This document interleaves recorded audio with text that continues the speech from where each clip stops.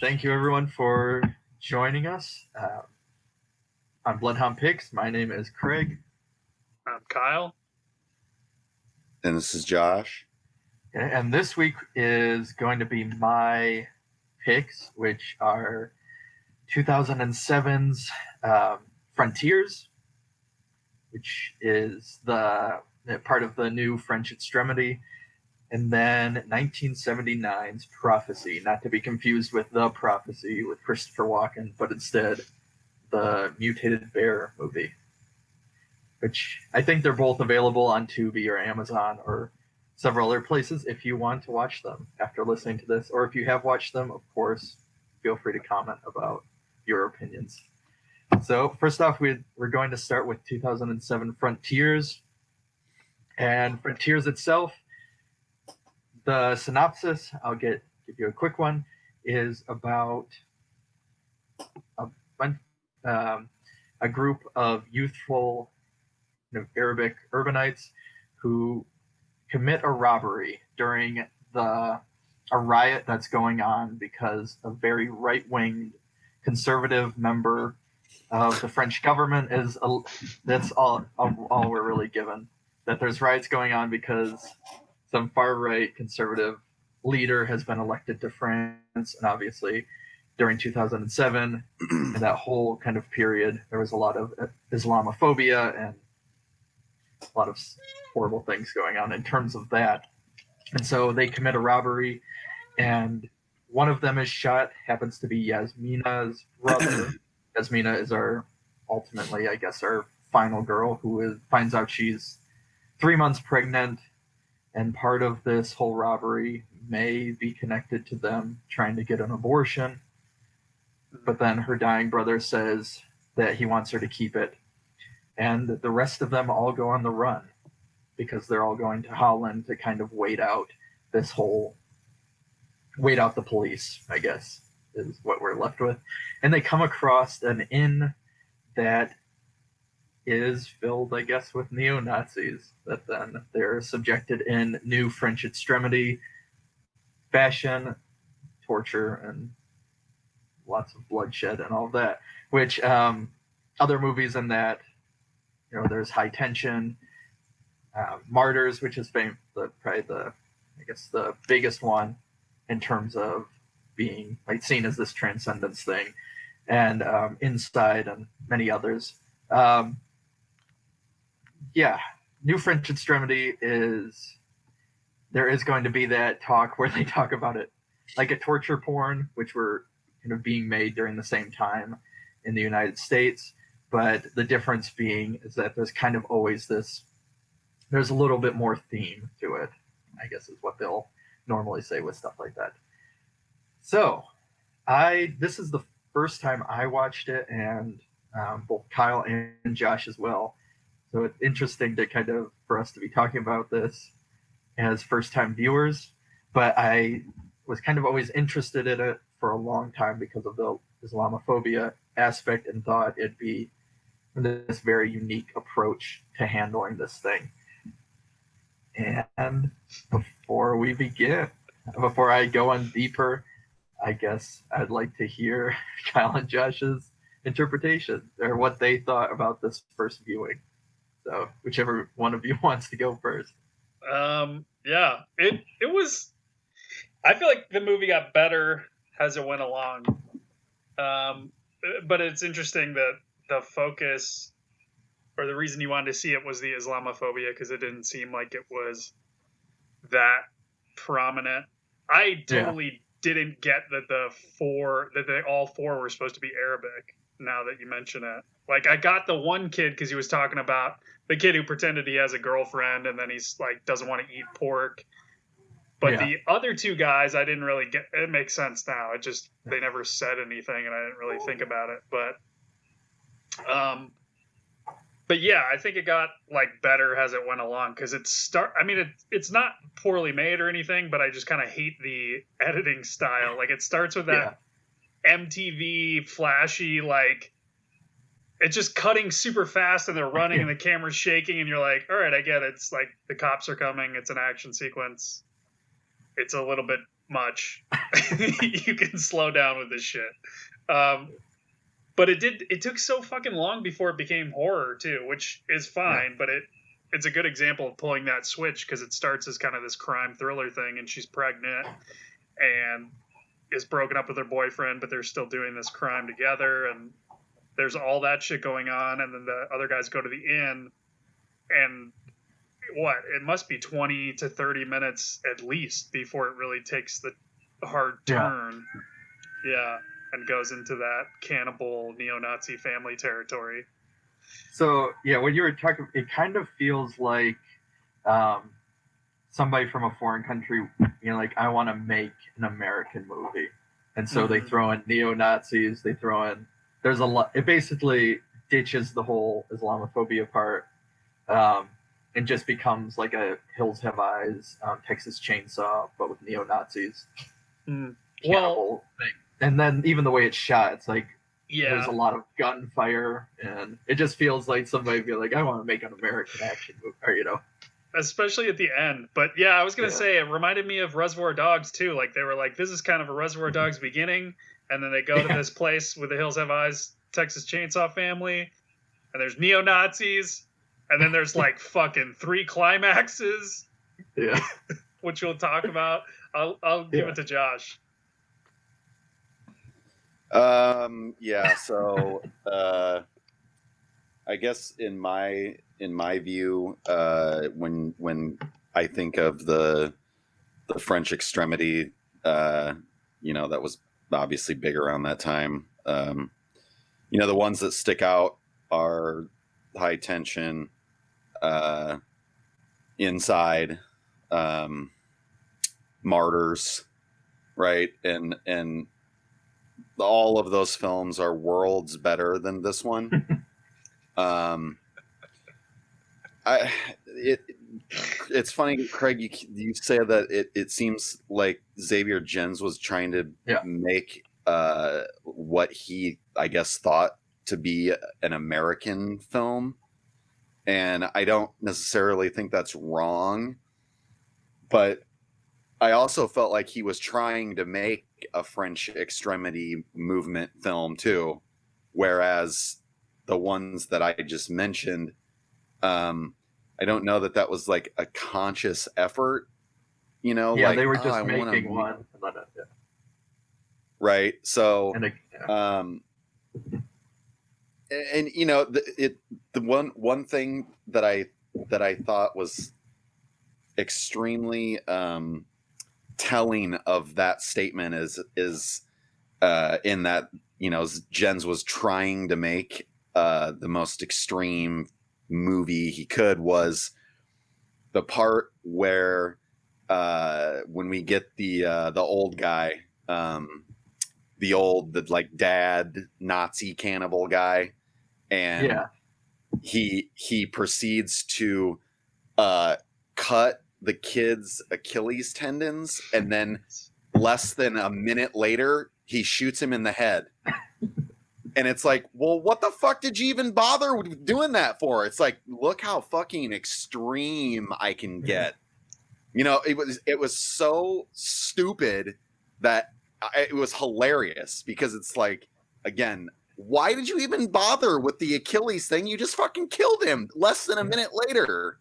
Like, I felt like that was kind of like I don't know, like the kind of penultimate mood or tone. I don't even know what that this was going for. It was just bad. And go ahead. It does it does the same thing where she's, sorry, I'm pulling up the names of all the cast.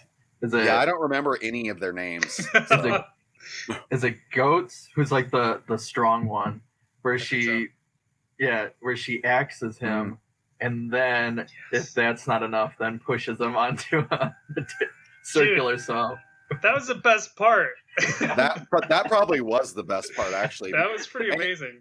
And at that point, that's getting toward the end, and it's like, at that point, you pretty much know that they're gonna just do this ludicrous fucking Three Stooges violence, like. So that was not surprising at all. I mean, especially because He went and turned the saw on, so you know it's going to get used.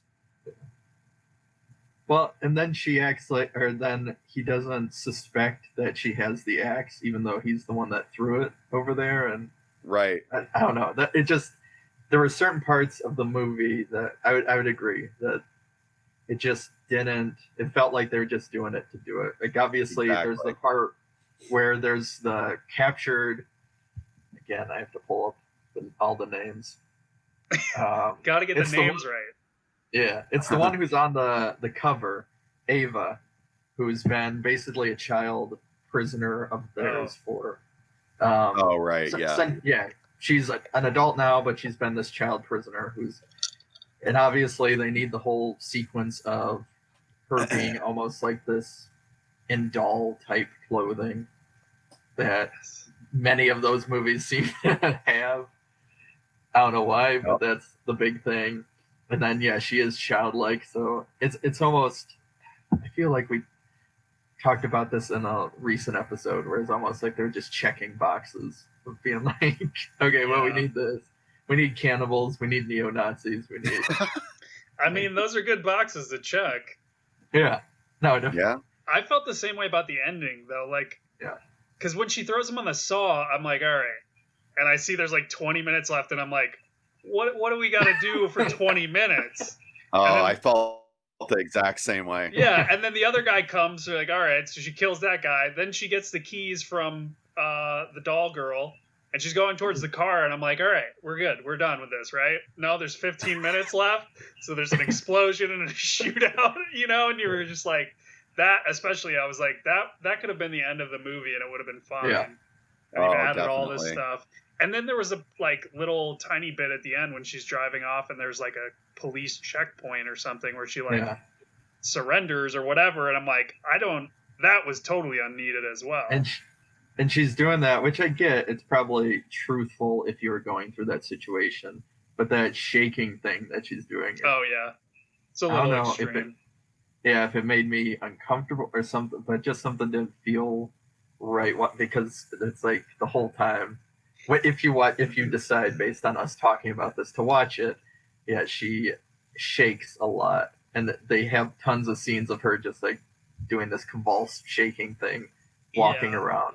It was okay at first, and it is definitely kind of realistic, but there's like specifically at least one shot where it's slow motion, and it literally looked like this. You know what I mean? Like she's just going crazy. In the shot, I guess. I don't know. So Xavier Gens ended up afterwards. He is he's done a lot of producing, I know, but he also directed. He did that Hitman movie with Timothy Olyphant. Yep, and he did that the same year, or well, at least they came out. He did some ABCs of Death, Cold Skin 2017, Budapest 2018. He has a couple that are to be announced, but Frontiers is kind of his. Well, I guess probably Hitman is his bigger one, but Frontiers was, I guess, what put him on the map in a way. He's also done acting and all of that. But no, I don't know. It was one of those two where you see they spend so much time with the other two, Tom and Jesus, those guys were the worst, though, too. Yeah. Well, specifically the one guy.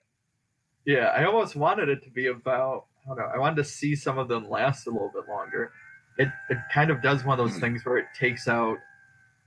It's not spoiler alert, I guess. It takes out all the male characters right away, and then we're just left, of course, I guess, in new French extremity fashion with Yasmina,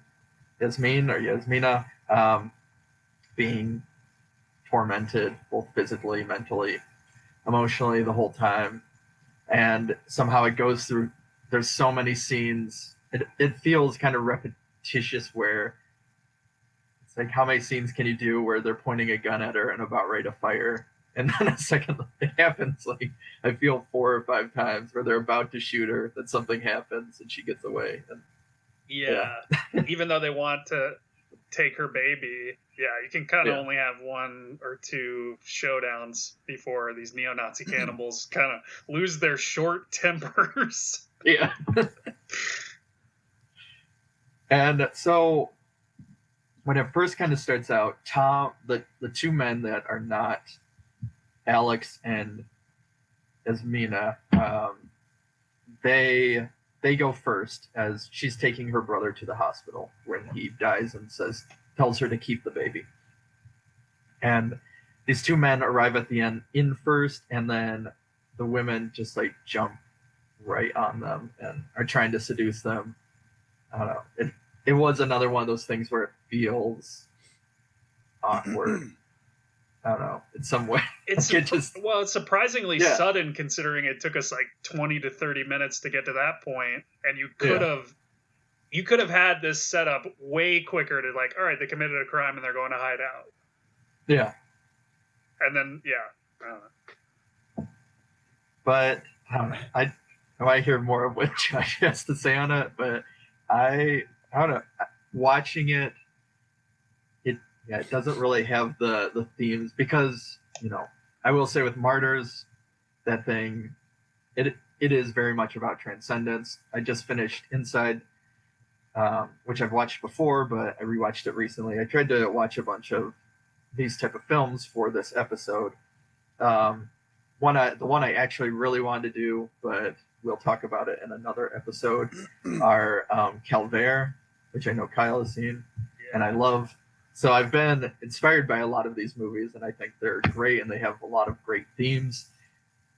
But yeah, ultimately, I guess, upon this first watch, I know it was talked about by, let me pull it up, Alexandra West, who does the Faculty of Horror. She wrote a whole book on New French Extremity, and she talks about, let me read her quote, that Frontiers is about the evolution of the extreme right in France, and that it explores the untended elements of society, the sections which are allowed to remain in realities that no longer exist in urban settings. And that was kind of the best part, which wasn't as explored. Because, once like the old Nazi grandpa comes in, you're like, oh, this is way more interesting. Like, this guy survived the war and he's created this fucked up family. Like, that's the backstory of these people. That was like really interesting, and they kind of don't really go into that much. No. Yeah.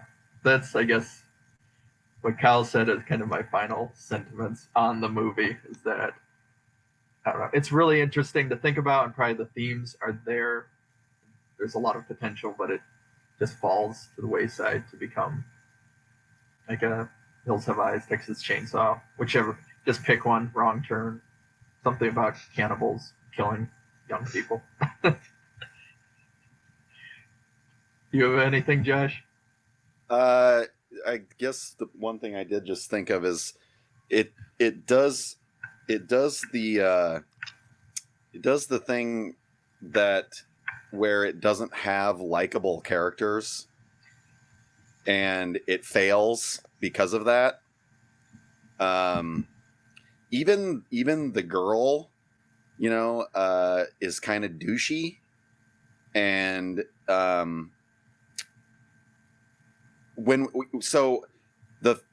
first 2 male characters that get to the inn first, I felt like that was a giant mistake because they were extremely douchey, and it was like I almost lost interest in it because I did not care one bit. I think for me anyway, you liked the other 2 more, but they were kind of, the story went away from those 2. Yeah. So you had no choice but to be with these 2 douchey motherfuckers for, however long it was. What we say, 20, 30 minutes before, and it was like, it almost lost me because I didn't care at all. And this movie isn't long to begin with, for those of you. It was way too long. Yeah. No, but I mean, to take that jump to go away from our main characters is such a long time where like I think it's under 90 minutes. I can't No, remember it's an hour and No, 48 it's like an minutes. hour and really? 48. Yeah. That's Oh, why we're geez. saying it's too long. Yeah, it's at least 20 minutes too long. Yeah. Oh, then I just did not. I lost track of time. Yeah, I agree with I Josh. seriously- Like, you yeah, just want those I guys seriously- to die. Yeah. And I was just like Kyle, like, you know, it's like you feel like it's going to be over. And then it's like, how the fuck is there still 20 fucking minutes? What are you going to do for 20 more minutes? Yeah, that's where it's like gratuitous action, which is cool, but you're just like, yeah, we don't need this for the story. She can escape. She doesn't need to kill everybody.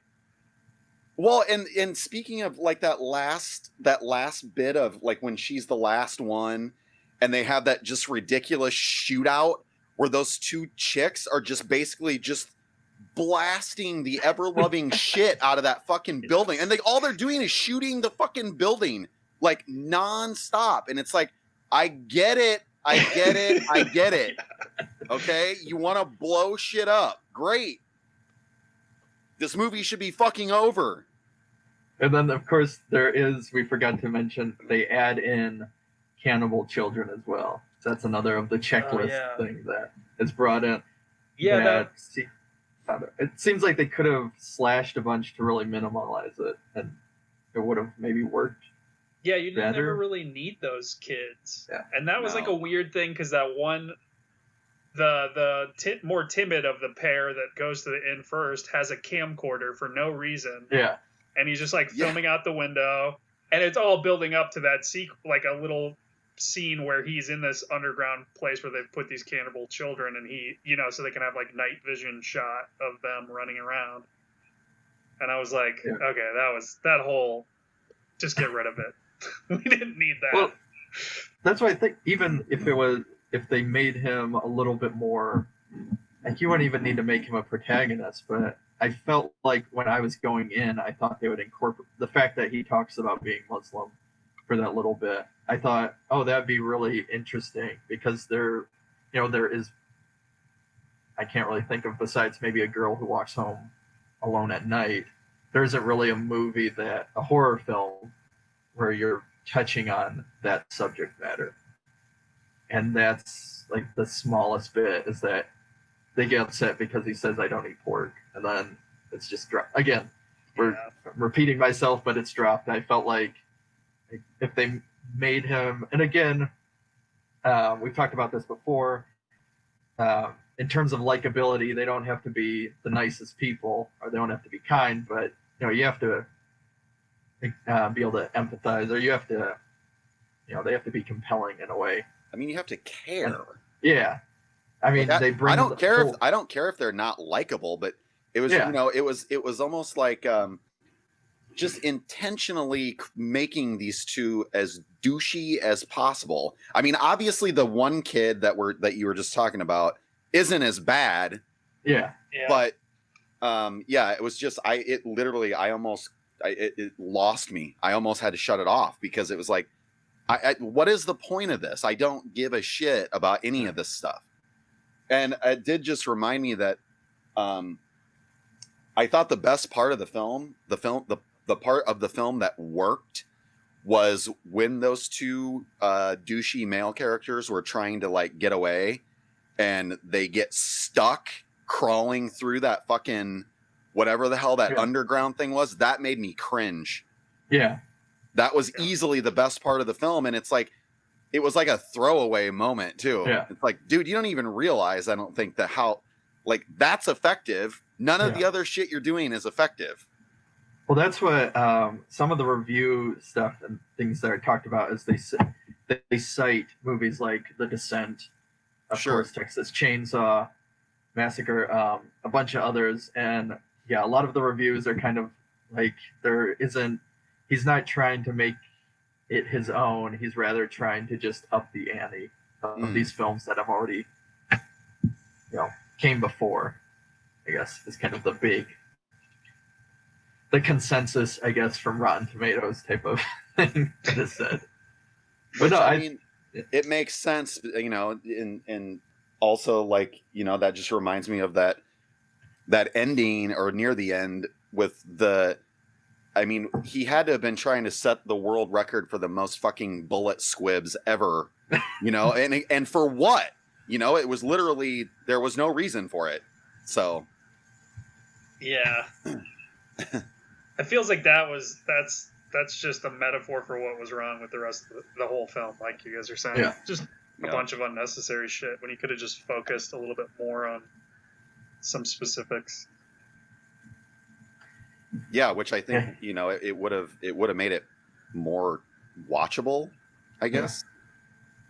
But I think it kind of, because even the pregnancy aspect almost falls to the wayside as well. I think that was one of those, as Josh has kind of pointed out, you know, not to say it was a cheap ploy, but it's like one of those throw in that to make us feel for her instantly, but just because you make the character pregnant, you also have to work for us to feel for her, or empathize, or, you know, feel compelled by her or whatever. But yeah, it just feels like they threw that in just to, like, oh, now we can feel bad for her, but you're curious about as much as she's beaten up. And it's just that was ridiculous too, because it's just like, that bitch would be so fucked up. Yeah. You know, like, you gotta draw the line somewhere. Either get rid of some of that, or, you know, have her face ripped off, because that's what would have happened. You know, taking any kind of amount of punishment that she did, and yeah. Well, and if part of it was to have her save this baby so that it could grow inside of her, but yet they're hitting her in the stomach.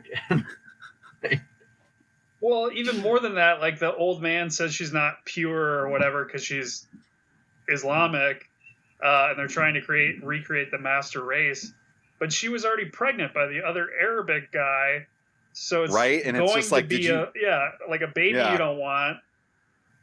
So what? You're not making any fucking sense.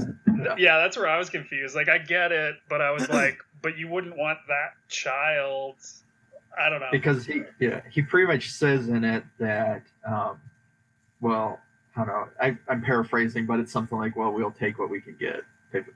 Yeah, but he also tells one of his sons, like, that, you know, he betroths her to one of his sons and tells him to get her pregnant, but she's already pregnant.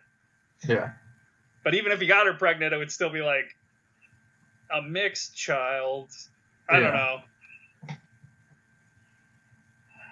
So, for those of you looking for new French extremity, I mean, you can check out Frontiers. I would say to look for films like Calvaire, if you can find it. It's a hard one to find, but that one isn't as violent, even though it is disturbing.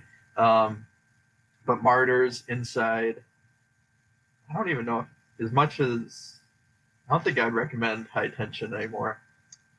I don't know. That ending kind of ruined.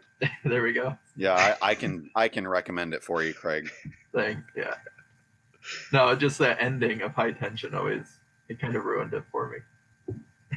I haven't seen it since I saw it originally, so. Oh yeah. Upon rewatch, I don't know. Yeah. Okay. Yeah, the end does not work. The rest of it does. Yes. But that's for another. Maybe we'll do an episode on French extremity one day. Okay, so moving on. If we're all ready, move on to the better movie. Yeah, the better one. 1979's Prophecy. So this was directed by John Frankenheimer, who also directed, obviously I'll pull it all up, but he was famous kind of in the early 60s for doing, you know, huge movies like The Manchurian Candidate, The Train, Seconds, French Connection 2, and then he ended up doing Ronin and Reindeer Games towards the end of his career. Seconds is like his best movie. Yeah. By the way. So I wrote a little bit about this movie. and it was finally posted on Ginger Nuts of Horror. But let's just go through the plot because, yeah, at its core, the very kind of simplistic plot is a scientist and his wife are sent to Maine because there is a lumber company that is having battling with the local tribe there, and they're talking about that the people are kind of acting very violent, and what ends up happening is that there is a mutated bear that is running around killing people in the woods, and also what kind of the article gets into, if we want to post it for people. Oh yeah, we can. Yeah, in the show notes. But the whole movie, since it's in the 1970s, it's one that's considered one of the eco-horror films. It talks about mercury. The lumber company is giving mercury poison. There's whole things on abortion. There's what else is there? There's a bunch. There's gentrification. Yeah. There's you definitely have a white savior in the ghetto. Yeah. Yep. Which open. Yeah. The whole opening is basically he's helping out a black child who has been bitten by a rat, and it's almost like he just looks into the camera. That's what it feels like. Some of this dialogue of being, talking about all the horrible things that. Well, yeah, the mom is like, I wish the landlord would get bitten by the rat or whatever. And he's like, yeah, me too. But let's help your child. You're like, geez, dude. Okay, we get it. So, and then the wife who wants to have the abortion, who is played by none other than Adrian from Rocky. Talia Shire. Yep. The main character is Robert Foxworth. There's also Armand. What is it? Armand Asante. He looks. There we go. He's super young and he doesn't sound.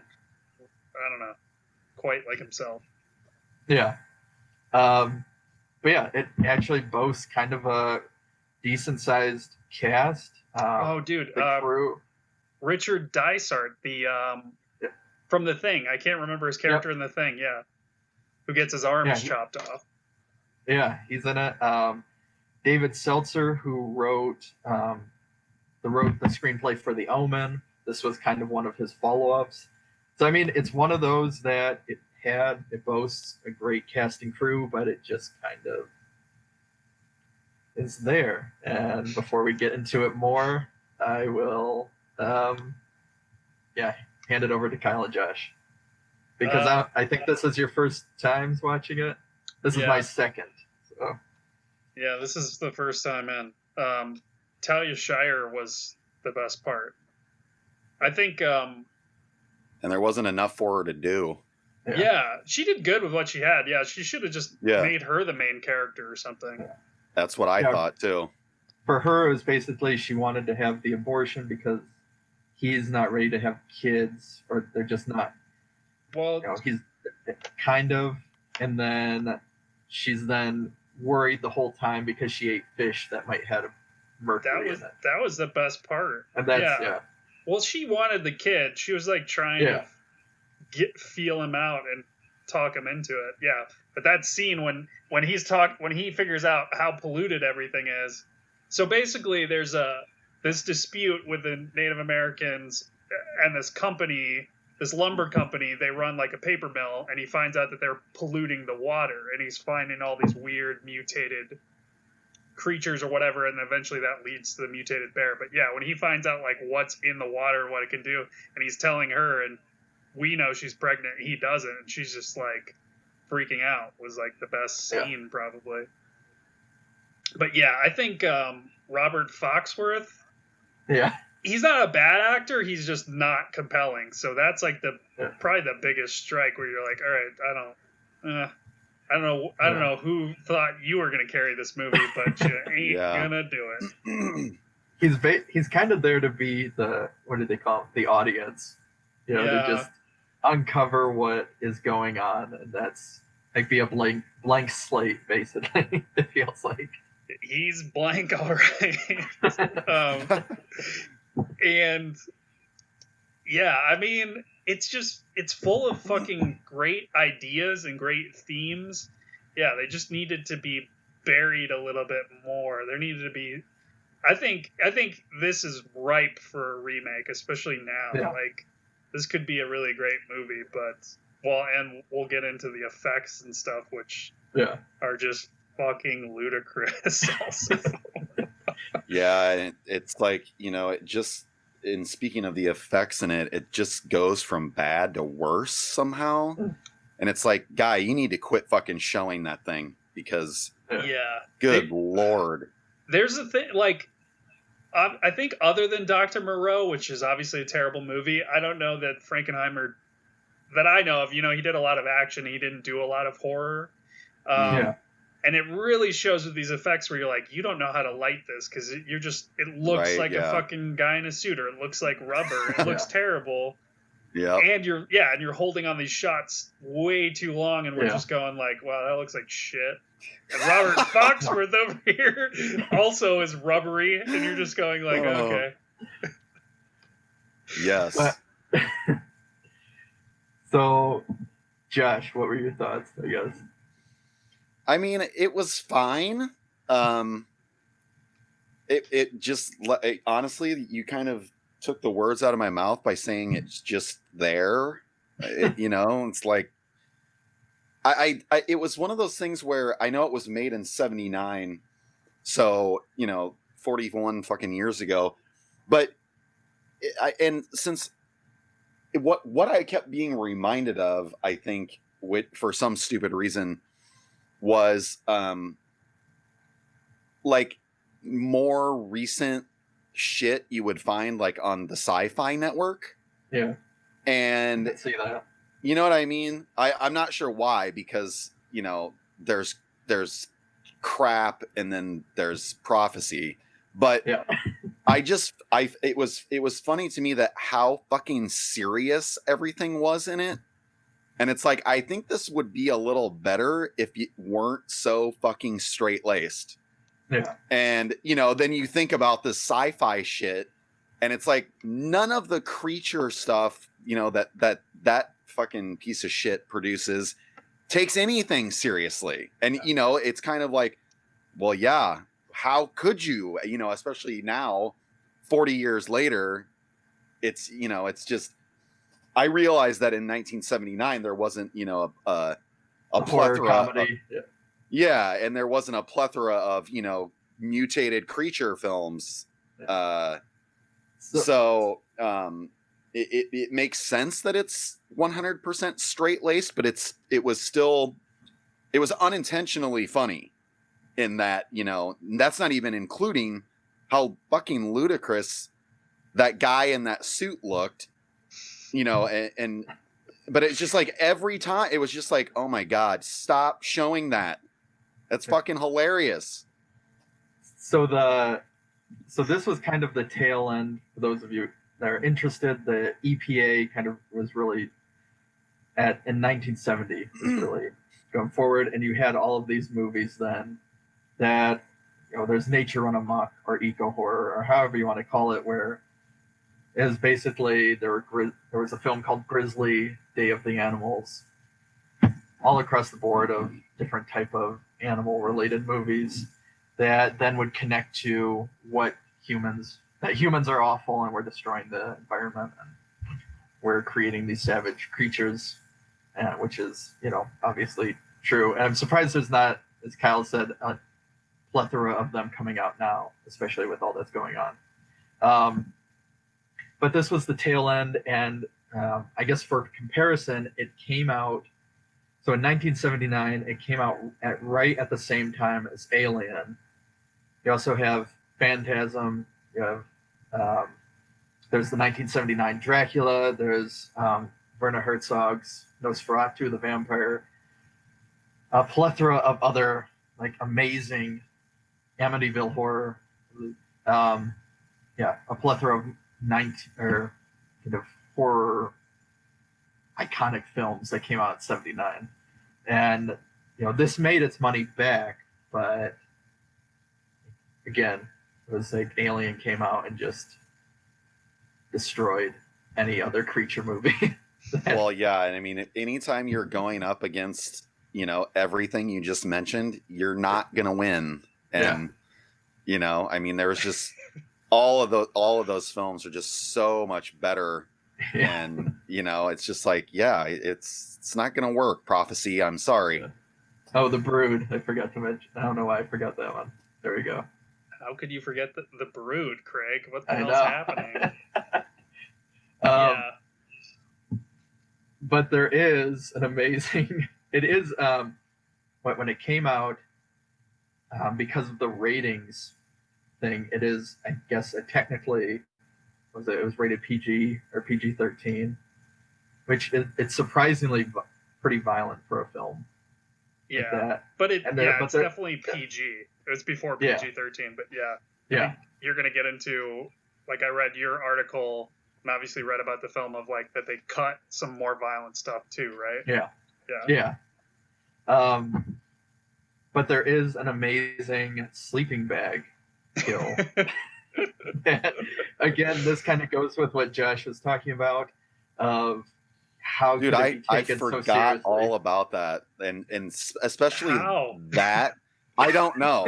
Honestly, I don't know, because that was the best part of the movie, and it's so goddamn laughable that it's like, this is how the tone of this should go. Yeah. And somehow that got stuck. That snuck in there.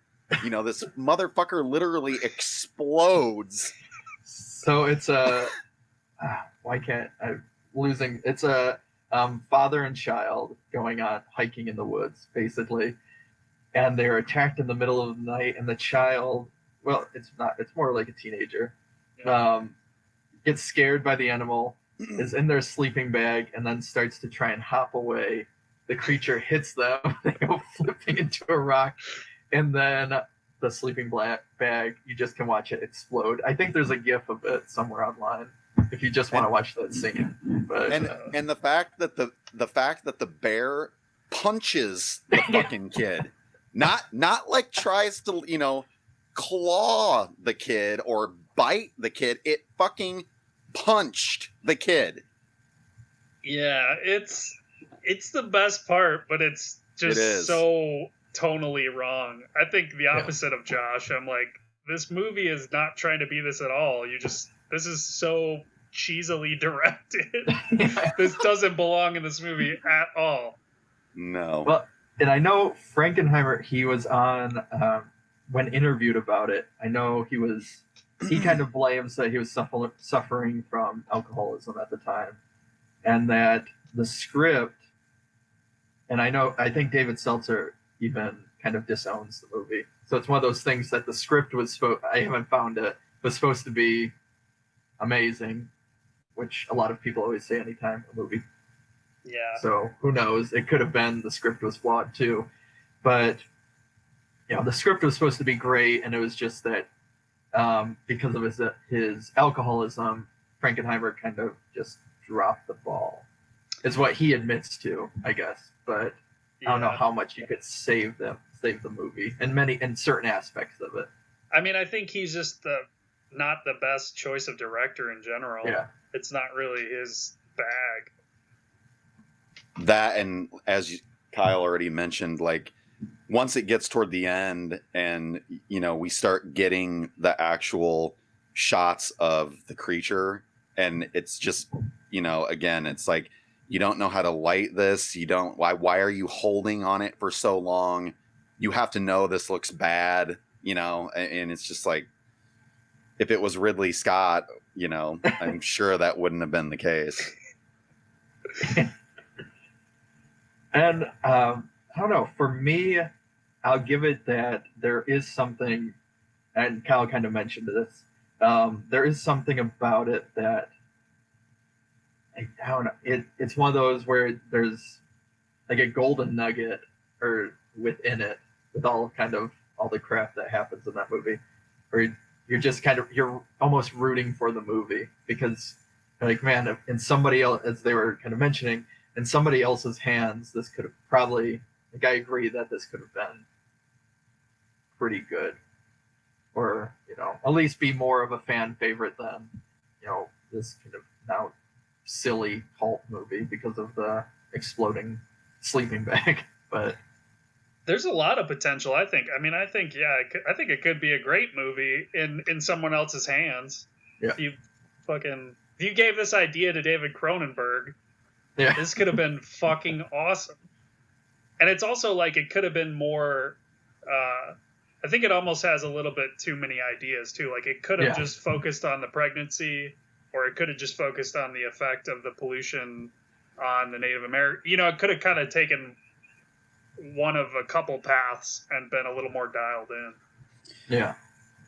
It's also interesting to bringing up the pregnancy thing, just because, it wasn't the first scene, but it was one of the first scenes with Talia Shire, and she's playing in the concert, and then after it's over, there's that whole bit where she comes right out, and we learn that she's pregnant, and we learn that her dipshit husband doesn't want the baby. Like it's all spelled out right away. Yeah. But then it literally just gets less and less and less important as, the movie goes on, where it was firmly established, like within the first 5 minutes of the movie. And it literally just kind of goes away. Well, and especially considering we see the results of this pollution or this fucking mutated bear, and she's like in mid-pregnancy and she drank the water or ate the fish, probably drank the water too. That was like, oh man, you could have just went back to that idea, because what the fuck is going to happen to this baby? And on that note, I was so sure that it was going to end with a mutated fetus exploding out of her stomach, which is what we all want.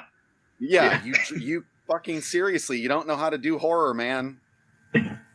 Man, you could have made you could just make Robert Foxworth a douchebag too. Like you could have made him just take a bribe from the lumber company, even though something's going wrong, and she doesn't tell him about the pregnancy, and then it comes back to haunt him with a mutated baby.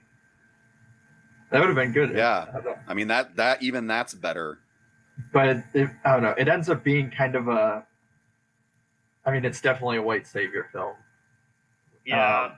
But it kind of becomes like a crusader film too, because he's like the hip scientist, medical personnel who's saving the day with his education, and I don't know but it's one of those that falls by the wayside because of it's compared to a lot, of course, movies that came out around that time as a Jaws ripoff, or even though it came out at the same time as Alien, it's also considered an Alien ripoff as well.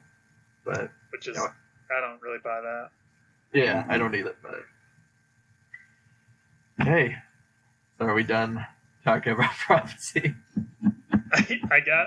we can just go on about all the things we can fix. Yeah, endlessly. But no, if anybody's listening, if you make a remake of this, because I think it would be great. I think we could rewrite it. Yeah, better ourselves. I do want to mention. No, what are you gonna say?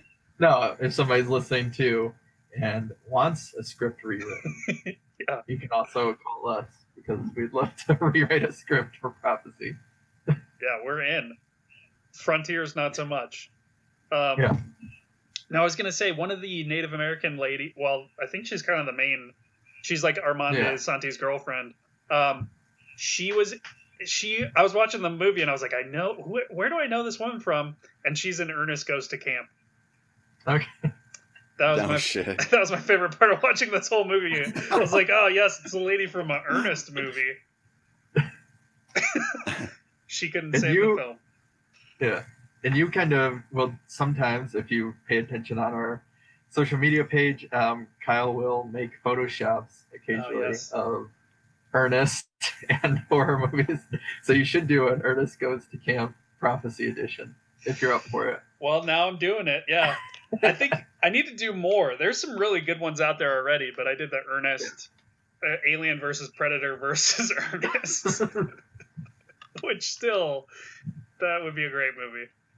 Yeah. Okay.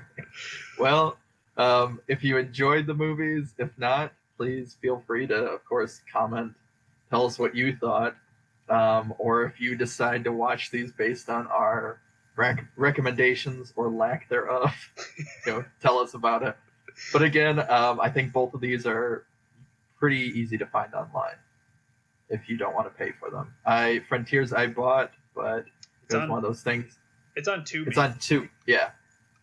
But I'm glad I had a $2 credit, and it was on some super sale at one point, like $4. So I only ended up paying about $2. So I'm content with that. Yes. Yeah. Okay. Well, thanks for listening, and see you next time. Adios. Bloodhound Pix podcast is produced by Josh Lee, Craig Dram, and Kyle Hintz. Music by Raymond Seed. Audio editing by Kyle Hintz.